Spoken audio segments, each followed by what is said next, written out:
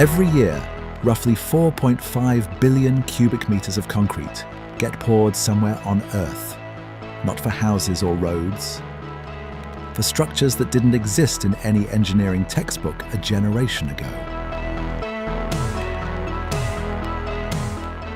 Something shifted around 1990. Projects stopped being national symbols and started being calculated bets on economic futures. Some paid off. Some are still being paid for. The structures in this video weren't built to impress. They were built because someone decided the cost of not building them was higher.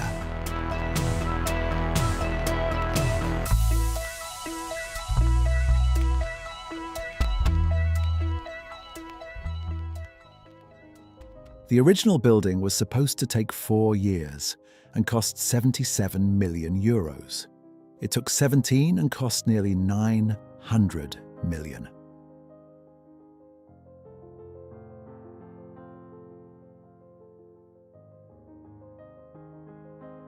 The Elbphilharmonie in Hamburg sits on a 1960s warehouse, not beside it, not near it, literally stacked on top of it. 37 meters of glass and steel balanced on a brick carcass, designed to hold cocoa and tobacco.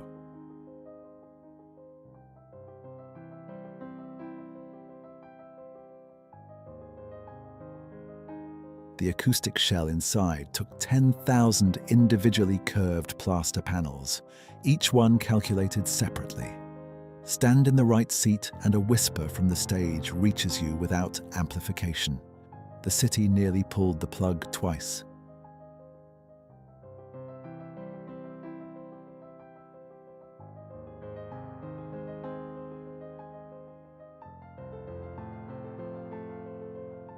Every year, roughly 14,000 ships pass through the Panama Canal, about 38 a day. That number sounds manageable until you understand what it actually replaced. A brutal 48-day voyage around Cape Horn through some of the most violent seas on Earth. But the real implication isn't about shipping time, it's about leverage. Whoever controlled this 80-kilometer cut controlled global trade. The United States didn't just build a canal in 1914. They built a permanent choke point and ran it for 85 years. Panama took full control on December 31st, 1999. The handover ceremony lasted 4 minutes. Nobody clapped.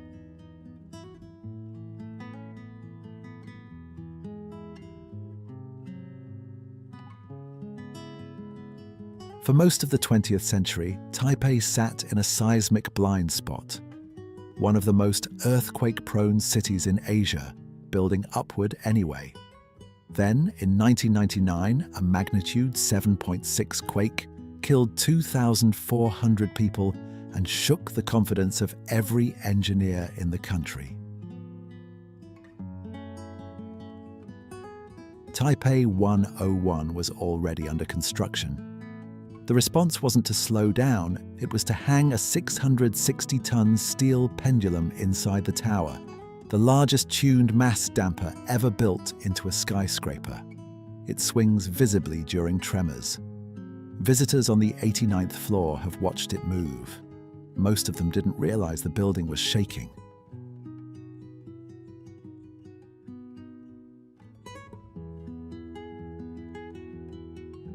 The Ponsy Silt Aqueduct crosses the Dee Valley in northeast Wales at 38 meters above the river.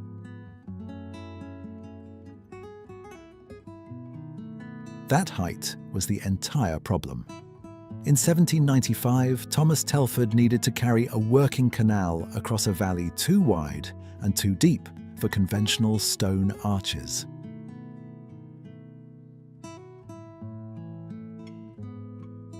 His adaptation was genuinely radical. Cast iron troughs, no towpath on the waterside, nothing between the boat and a 38-meter drop, but a 3-inch lip of metal.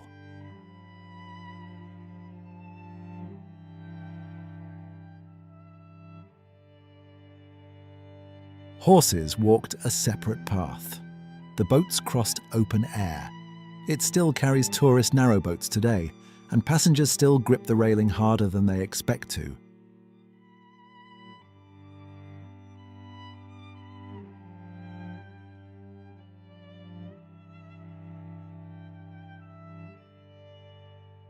The Sphere in Las Vegas has 1.2 million LED pucks covering its exterior, each one individually programmable.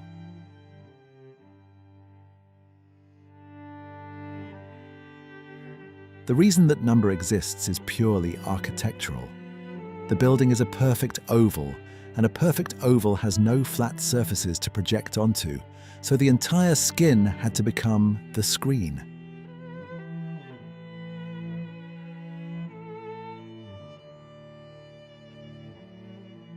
The consequence is something nobody quite predicted. Locals stopped noticing the shows inside.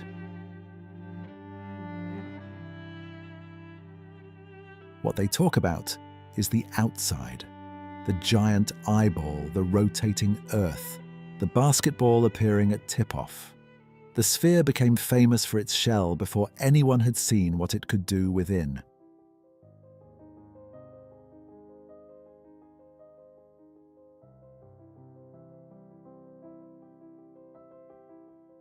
The Yavuz Sultan Selim Bridge in Istanbul carries a motorway and a full railway on the same deck, something no suspension bridge of this scale had ever attempted before.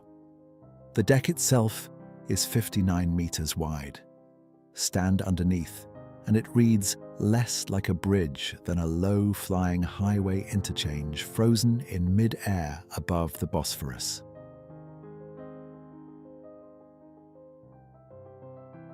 What the photographs never show: the current beneath it runs in two directions simultaneously. Black Sea water pushing south while Mediterranean water quietly flows north along the bottom. The bridge crosses not just a strait, but two separate seas moving against each other.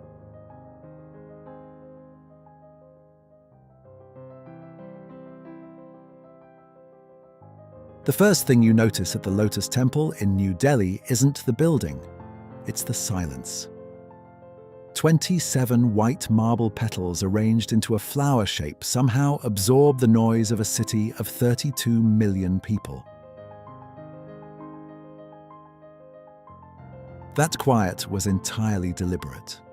When the Baha'i community completed it in 1986, they designed it for any person of any faith to enter and sit without ceremony, sermon, or clergy. No guides, no rituals. Visitors arrive expecting a tourist attraction and find themselves whispering without knowing exactly why. The acoustics make even a shuffled footstep sound like an intrusion.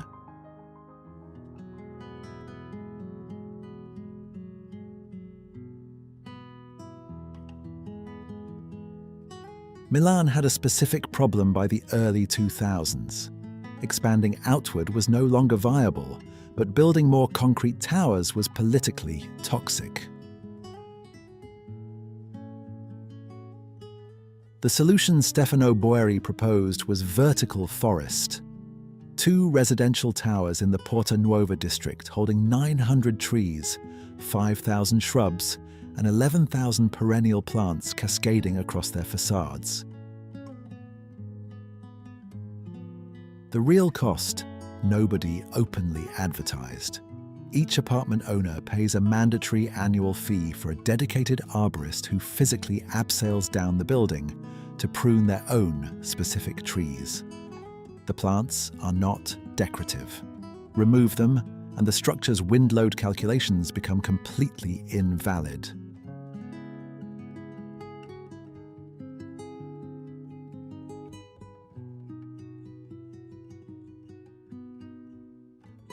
A local ranger who works the Zhangjiajie Park told a story about his first week on the job in 2002. They were still blasting rock for the Bailong Elevator's foundation, and the noise echoed through the sandstone columns for kilometers. He thought a cliff was collapsing. The elevator itself, 326 meters of exposed glass and steel bolted to a sheer rock face, was built to solve a simple problem. 64,000 daily visitors, one narrow footpath up. What it revealed was something stranger. People who are terrified of heights ride it anyway. Going up, most of them face the wall.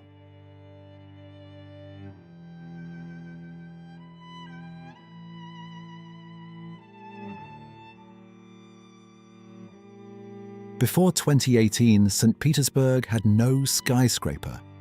The city's historic preservation laws had blocked vertical construction for decades. A skyline deliberately frozen at the height of its imperial cornices.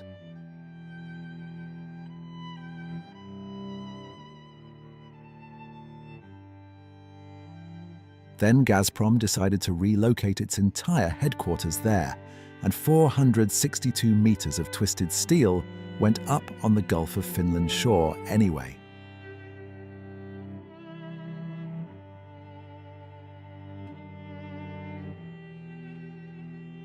The legal workaround, Lacta Center sits outside the protected historic center boundary by exactly enough distance to qualify. On clear days, the spire is visible from the Hermitage windows. The museum curators have never publicly commented on it. Their silence has been widely noted by everyone.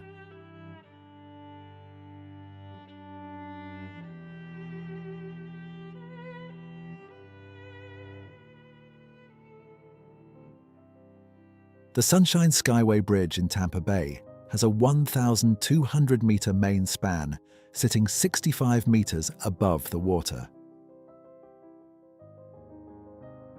That clearance number exists because of one specific ship, the MV Summit Venture, which struck the original bridge in May 1980 during a sudden squall, dropping 1,261 feet of roadway into the bay and killing 35 people.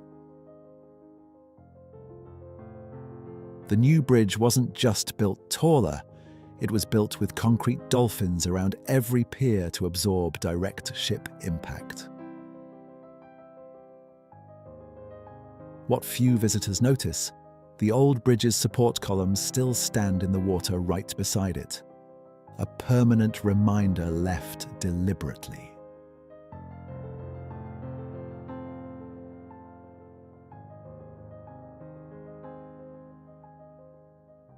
The Museum of the Future in Dubai sits on a plot where the ground itself is the problem.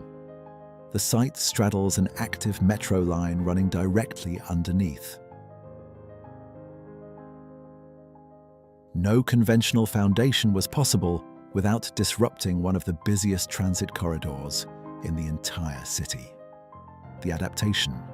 12 megacolumns transfer the whole building's load completely around the tunnel, leaving it effectively floating above infrastructure it cannot touch. The torus shape wasn't purely aesthetic. A hollow center meant significantly less weight bearing down. The Arabic calligraphy on the facade isn't decorative either. It's structural steel, laser cut into load-bearing panels.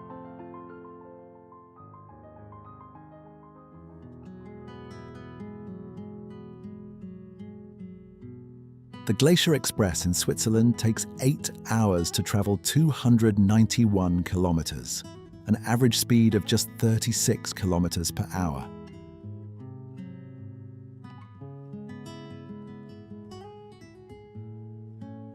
That pace exists because the railway crosses 291 bridges and passes through 91 tunnels across the Swiss Alps, a route that engineers between 1926 and 1930 considered essentially unbuildable at all.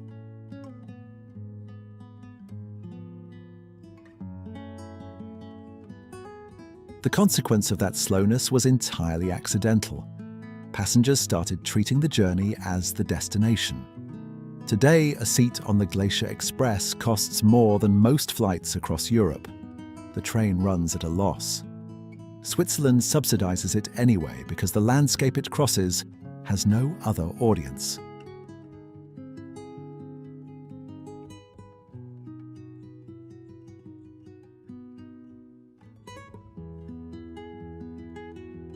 The Nine Arches Bridge in Sri Lanka was built without a single gram of steel. Construction started in 1921. Then Britain's wartime restrictions cut off all metal supplies mid-project. The local engineer David Wijayakun switched entirely to brick, stone, and cement.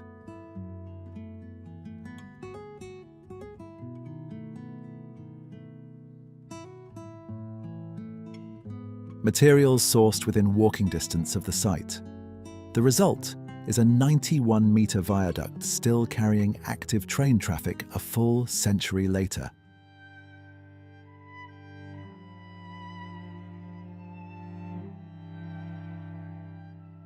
What visitors don't expect, the trains run through it 3 times a day and the schedule is easy to find. Most people stand on the bridge when they should be standing below it, watching.